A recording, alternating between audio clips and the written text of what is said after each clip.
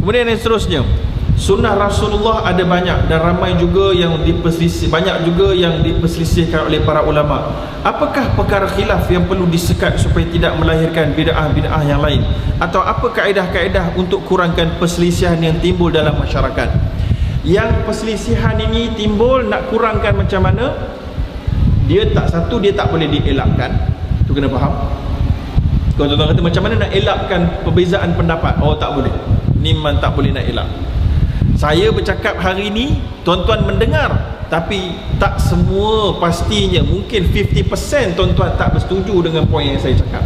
Cuma tak ada peluang nak cakap ke depan je. Kan? So memang itu manusia.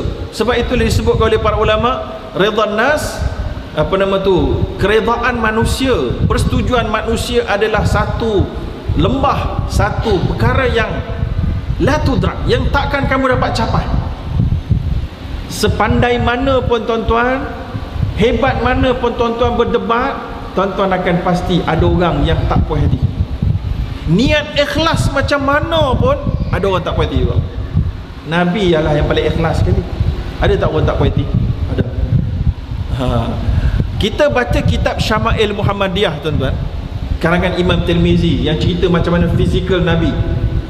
Mereka kata fizikal Nabi ni, wajah Nabi putih, bercahaya bak rembulan.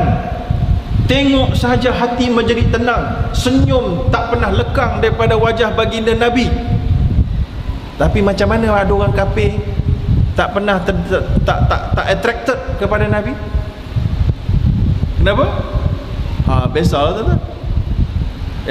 Dah Nabi antara yang paling handsome sekali, yang paling bercahaya sekali, cakapnya begitu hikmah, bahasanya begitu hebat, membawakan mukjizat-mukjizat lagi pun orang tak boleh terima tuan-tuan.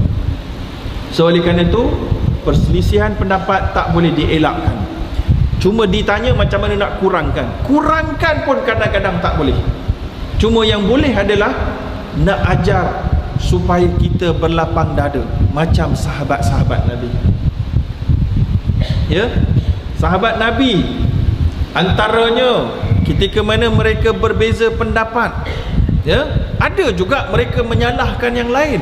Ada. Contoh, Aisyah menyalahkan Zubair dalam bab Bai'ul Inah.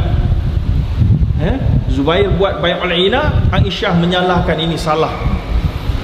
So ada berlaku di kalangan sahabat Nabi, tapi mereka masih dalam adab dan tidak kafir mengkafirkan.